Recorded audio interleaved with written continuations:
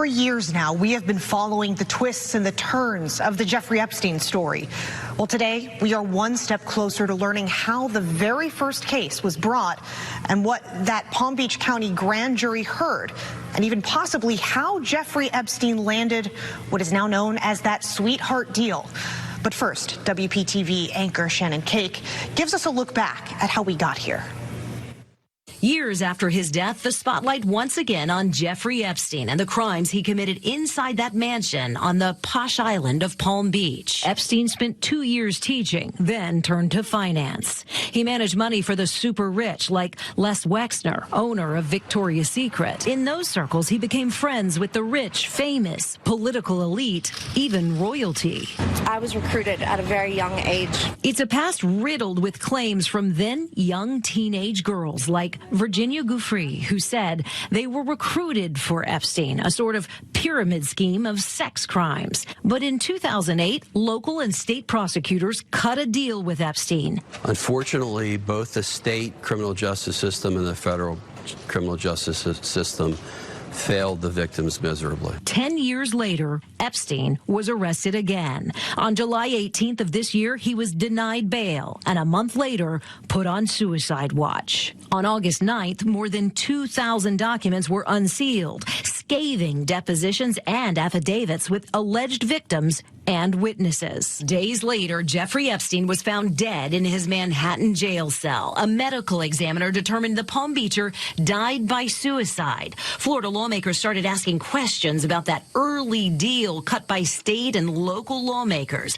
The governor demanded the Florida Department of Law Enforcement step in and investigate. All right, so that's in the books. Long time coming. And later signed a law that unsealed that more than 150-page Palm Beach County grand jury testimony. Shannon Cake, WPTV News Channel 5. Now, that law took effect yesterday, opening up the 2008 testimony in Epstein's Palm Beach County grand jury hearing.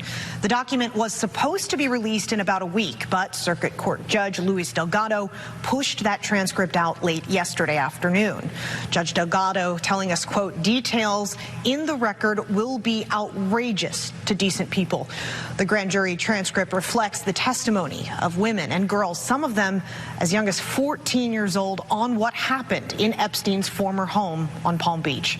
Some of the women testified they were paid to have sex with Epstein. Others telling the grand jury they were paid to recruit young girls to enter Epstein's orbit. Those who pushed for a change in state law allowing the release of the grand jury testimony said it shows the public and gives them a chance to get a better glimpse of Epstein's predatory behavior and to see that he got a sweetheart deal, 18 months in the county jail. A lawyer who represents more than 200 Epstein victims says a key to the case is actually what was not in that grand jury report. I would say the grand jury was presented 1/1000th of the information they should have received, and they received it in a tone and tenor that was designed to give a positive outcome for Jeffrey Epstein. And how many children they could have saved if they just would have done the right thing back then. He was able to get a slap on the wrist and go out and commit heinous crimes against underage girls and women in general for many decades to come. This is for the victims, this is for the public, and it's been going on for many years to try to get these sealed documents released to the public. Now, the Palm Beach County State Attorney at the time, Barry Kreischer, is the one who brought this case to the grand jury. He has not commented as of now, but the judge did say current Palm Beach County State Attorney, Dave Ehrenberg, has cooperated fully with the court.